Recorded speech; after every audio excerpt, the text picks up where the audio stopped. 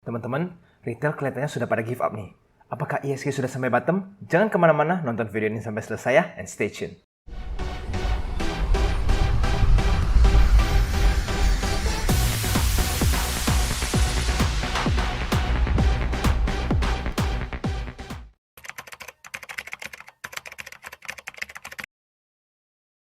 Oke teman-teman, jadi di video hari ini kita akan langsung saja membahas ya, bahwa ada potensi ternyata retail hampir menyerah dari IHSG. Kira-kira seperti apa? Yuk langsung saja kita mulai video hari ini.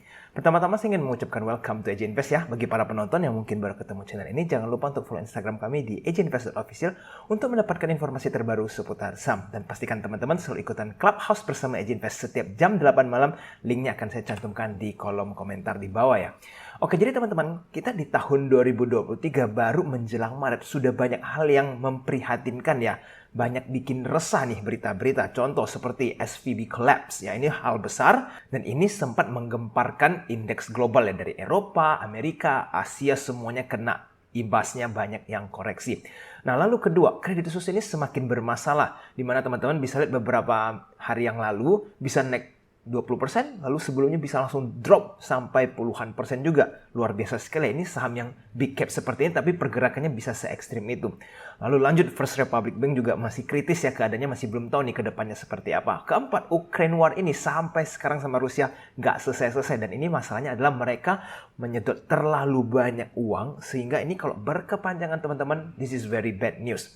Dan kelima, ISG kita juga dilanda political instability ya di tahun 2023. Contohnya seperti yang kasus Ferdy Sambo dan juga Rafael dan seterusnya. Sehingga teman-teman, kita memang di keadaan 2023 ini banyak hal yang memprihatinkan sehingga ISG cukup tertekan. Dan ingat teman-teman, ini 2023 masih sangat panjang. Kita belum tahu lagi nih ada berita yang mengejutkan seperti apa sampai penghujung tahun. Nah, coba perhatikan data yang satu ini ya teman-teman. Data ini saya ambil dari OJK. Coba teman-teman perhatikan ya. Di tahun 2023 mulai Februari ini ya, nilai rata-rata perdagangan saham itu di tahun 2023 ini sudah cukup rendah ya. Ini mendekati dengan rata-rata pada saat sebelum COVID ya, 2020. Cukup rendah ya. Nah, kenapa saya bilang ini cukup rendah teman-teman? Coba kita perhatikan. Jumlah SID di tahun 2019 ya, itu cuma 2,4 juta ya. Lalu di tahun 2023 di Januari, itu jumlah SID kita itu 10,4 juta. Hampir 5 kali lipat, oke? Jadi player yang ada di IHSG ini hampir 5 kali lipat lebih banyak. Tetapi kok bisa nilai transaksinya itu sama? Artinya apa nih teman-teman? Sudah banyak nih retail yang mungkin wipe out ya, sudah habis ludes, atau sangkutnya cukup tinggi sehingga mereka tidak bisa in and out lagi karena mereka nyangkut dan hold saham-sahamnya, atau mereka sudah menyerah, give up dari saham, mungkin withdraw dan keluar sehingga SID-nya tertinggal tapi uangnya sudah keluar. Nah, sebenarnya ini hal yang sangat disayangkan ya, karena ini menunjukkan bahwa retail masih belum menguasai pasar dan mereka tidak tahu harus berbuat apa pada saat IHSG mulai koreksi. Nah, teman-teman coba kita lihat, pelajari dari masa lalu di tahun 2008. Kalau teman-teman lihat crash di tahun 2008 itu membuat IHSG jebol dari support moving average 200 mereka ya. Ini adalah weekly chart, jadi teman-teman lihat satu candle ini merepresent 1 week in IHSG. Lalu kalau kita perhatikan secara detail, ternyata tidak banyak ya momen di mana IHSG itu drop di bawah moving average. Mungkin di tahun 2008 pada saat krisis. Lalu di tahun 2015 itu pada saat Greece default ya, IHSG sempat turun sedikit di bawah moving average-nya ya. Lalu di tahun 2020, nah ini yang cukup masif ya dropnya, karena itu COVID crash di mana satu dunia itu memang sahamnya jadi sangat murah ya. Nah, lalu sekarang teman-teman 2023 ini kita masih di atas moving average dan kelihatannya masih di support yang ada di 6650 ini. Oke? Nah, jadi sekarang kalau teman-teman ngerasa portonya sudah bermasalah, wait if there's another drop ya, di mana mendekati moving average 200 atau di bawah, itulah kengerian yang sesungguhnya ya, karena kalau penurunan sekarang ini masih belum terlalu signifikan.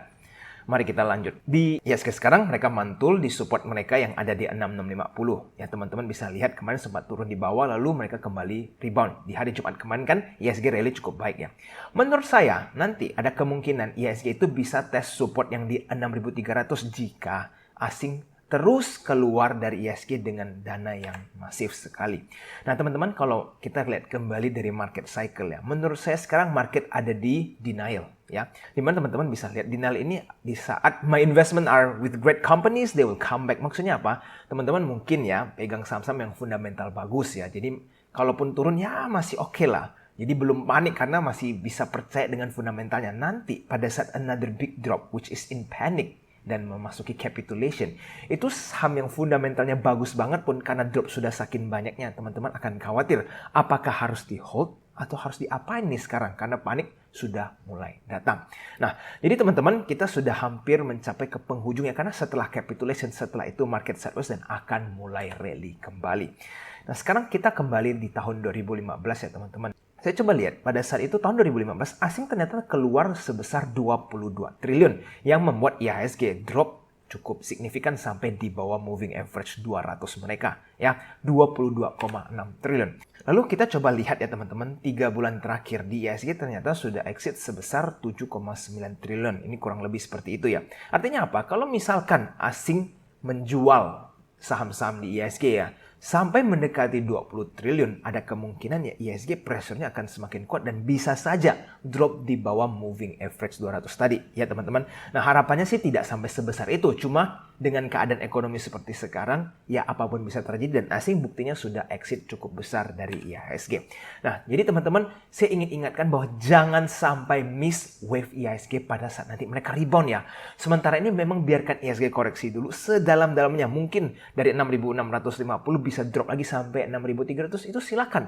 Asing mau exit dari IHSG itu silakan. Nanti banyak saham-saham yang murah. Disitulah teman-teman make sure ya jangan kelewat kesempatan itu. Pastikan kalau teman-teman asing sudah mulai ada tanda-tanda re-entry, teman-teman bisa tambah muatan dan apalagi amunisi yang sudah tebal. Make sure teman-teman untuk beli dengan harga yang sudah cukup murah. Don't leave the market because you will miss one of the big waves. Kalau nanti teman-teman kelewat nih big wave ini, itu susah untuk kembalikan loss-loss yang teman-teman dapatkan pada saat IHSG sudah turun. Karena one big wave itu terjadi bisa cukup masif dan cepat dan periodenya pendek sehingga teman-teman kalau ketinggalan itu teman-teman akan susah untuk mengcover losses yang sudah diambil. Nah, teman-teman kita bisa lihat Jumat kemarin itu asing memang masuk luar biasa banyak ya, hampir 1 triliun. Tapi kalau teman-teman lihat detail itu yang paling masif ada di BRI ya 490-an miliar dan juga ada Gotoh. Nah, jadi teman-teman bisa lihat bahwa asing itu terkonsentrasi di BRI dan Gotoh pada saat itu. Mungkin mereka juga belanja ini last minute ya, kita nggak tahu ada transaksi apa during the closing market. Tapi teman-teman jangan terlalu euforia dulu karena ingat ada potensi asing masih bisa sell dari IHSG. Nah, sekarang kita lihat di daily chartnya ya teman-teman untuk lebih detail lagi. Jadi teman-teman lihat mereka sudah mulai naik ke atas ya. Dan menurut saya beberapa hari ke depan ada potensi IHSG lanjut rally sampai di kisaran 6.850-an. Ya, setelah itu that's the real challenge. Apakah mereka akan turun kembali ke support mereka yang 6.600 atau drop sampai ke 6.300-an. Kalau asing nih nanti mulai berjualan kembali ya. Nah, itu yang teman-teman harus hati-hati dan jangan sampai kejebak dengan rally yang kecil ini. Karena sekali big drop teman-teman nanti amunisinya habis, nggak bisa serok saham-saham yang ada di bawah. Nah teman-teman, saya juga ingin lanjut ya, a hard truth, bahwa ada satu video saya baru nonton semalam ya. Bahwa video ini menurut saya sangat baik dan teman-teman mungkin juga sudah tahu ya, ini Raymond Chin. This is a good video buat teman-teman belajar dari kegagalan startup. Menurut saya Ternak Uang itu adalah startup yang cukup berambisi, tapi di video itu sepertinya Raymond menjelaskan kenapa it fails ya, dan where it went wrong. Dan ini menjadi test case yang sangat baik untuk teman-teman ingin belajar yang entrepreneur justrunya. Tapi di luar itu teman-teman, saya kepingin bahas bahwa problem terbesar TU itu kan mereka tidak profitable ya. Nah, kenapa bisa tidak profitable? Ada dua hal. Pertama, cost mereka terlalu tinggi karena mereka aggressive expansion dan mereka kekurangan repeat subscription. Orang-orang yang masuk ke Ternak Uang itu untuk repeat kembali itu ya jumlahnya kecil. Itu yang membuat mereka sangat susah profitable. Nah, itu hal yang membuat saya sangat sedih sebenarnya melihat keadaan ini. Nah, menurut teman-teman kenapa retail di Indonesia itu padahal sudah punya platform misalnya bagus ya, platform edukasi yang gampang diakses tetapi repeat subscription mereka bisa sangat rendah. Kalau menurut saya ada dua hal yang sangat fundamental, yaitu sikap retail di IHSG. Yang pertama, retail Indonesia terlalu mau gampang, nggak mau banyak belajar, cuma mau tahu nih, beli apa sih, jual apa sih. Sehingga kalau pada saat Ternak Uang itu heavily based on education, mereka mengajarkan edukasi, retail merasa ribet, mereka nggak mau pusing, nggak mau belajar, sehingga apa, mereka untuk kembali repeat subscription itu ya kecil kemungkinan, karena mereka dipaksa untuk belajar, tapi mereka males, ya kan? Sehingga itulah kesedihan yang saya lihat ya, bahwa retail IHSG itu malas belajar dan kepingin maunya gampang. Kedua, banyak retail di IHSG ini mau kepingin kaya nih di saham, tapi tidak siap menghadapi kengerian market. Mereka terlalu gampang menyerah. Ibarat nih teman-teman nih, kepingin badan yang six pack ya, itu kan butuh perjuangan, olahraga, diet, dan seterusnya. Tapi ada nih teman-teman yang kita lihat, mereka ingin banget nih menjadi six pack badannya bagus. Tapi baru lari 30 menit, waduh sudah nyerah, sudah keluh, dan seterusnya. Ini memang ambisinya ada, tapi actionnya tidak ada. Sehingga apa? Ya susah kan untuk mendapatkan tubuh yang six pack tadi. Ini sama dengan di saham. Teman-teman kepingin kaya. Mungkin teman-teman membayangkan menjadi Pak LKH, menjadi Warren Buffett. Tapi pada saat things get hard, keadaan semakin sulit, teman-teman apa? Nyerah. Dan kalau nyerah, apa yang terjadi? Teman-teman salahkan market dan lalu akhirnya impian teman-teman tidak tercapai. Nah, jadi menurut saya retail IHSG ini juga terlalu gampang menyerah. Sehingga teman-teman lihat data yang tadi saya tunjukkan. Bahwa retailnya itu ada semakin banyak ya 10 juta SID. Tapi transaksinya itu sudah sama dengan pada saat 2 juta lebih SID. Berarti kan banyak yang sudah wipe out. Bagi teman-teman yang masih bertahan di dalam market, saya harap teman-teman akan bisa profit eventually ya. Remember not to quit. Jangan menyerah di tengah jalan. Apalagi teman-teman sudah cukup panjang perjalanan. Jangan sampai teman-teman nyerah sekarang. Karena nanti teman-teman tidak mendapatkan profit yang diharapkan itu. We are almost there. Saya akan tetap berusaha memberikan informasi dan edukasi buat teman-teman yang masih sering nonton AJ Invest ya. Supaya teman-teman terarah dan terus bisa memahami bahwa kita ini a long journey, kita ini adalah sebuah maraton di mana tujuan kita itu masih jauh di depan. Jangan sampai di pertengahan kita menyerah cuma karena keadaan market merah sesaat. Nah teman-teman, saya juga ingin ingatkan Dividend Invest di Club AJ Invest sisa 9 slot lagi ya. Bagi teman-teman yang kepingin bergabung untuk melakukan dividend investing, bisa hubungin kami di Telegram @AJ_Invest_Admin. Ini sangat cocok buat teman-teman yang sibuk bekerja ya, tapi masih ingin mendapatkan profit dari dividen di IHSG. Pastikan hubungi di admin. Nah, teman-teman, saatnya kita masuk ke honorable mention-nya. Ada sebuah saham yang menurut saya fundamentalnya ini terus bertumbuh dan masih sangat baik, tetapi harga sahamnya ini mendekati di tahun 2018. Dan teman-teman layak perhatikan saham yang satu ini. Saham itu apa? Yaitu adalah saham INDF. Teman-teman bisa lihat ya pada saat video ini dibuat. INDF itu harganya hampir mencapai 6.000 dan itu dekat dengan harga di tahun 2018. Nah, teman-teman lihat fundamental di tahun 2018. INDF itu omsetnya tidak sebesar sekarang 2022 ya. Coba kita lihat dari revenue-nya saja. Itu tahun 2018 54 triliun, tapi di 2022 sudah 80 triliun. Dan operating profit juga 2 kali lipat ya. 2018 cuma 6 triliun lebih dan di 2022 sudah 14 triliun. Net profitnya teman-teman bisa lihat 2018 2,8 triliun dan di tahun 2022 itu 4,6 triliun. Dan teman-teman bukan hanya income statement mereka yang menarik, tetapi mereka punya balance sheet juga sangat bagus ya. Total equity mereka yang di tahun 2018 cuma 48 triliun, sekarang sudah mencapai 90 triliun. Luar biasa ya teman-teman. Jadi kita bisa lihat mereka juga masih agresif yang menambahkan equity ke dalam INDF ini. Jadi kalau kita lihat dari rasio PBV-nya, di tahun 2022 mereka hanya 0,59 dan di tahun 2018 mereka itu ada 1,07. Jadi kalau kita lihat fundamentalnya bertumbuh dan harganya tidak kemana-mana, ini menunjukkan menjadi sebuah opportunity buat teman-teman yang belum punya posisi untuk entry. Karena mereka, INDF ini bagikan dividen juga sangat konsisten dan rutin. Jadi setiap tahun teman-teman parkir di INDF, itu teman-teman bisa mendapatkan dividen yang cukup besar. Lalu kalau kita lihat dari sisi teknikal, teman-teman lihat memang ini sudah mendekati di support ya. Sekitar 6.000 ini INDF sering sekali terjadi rebound.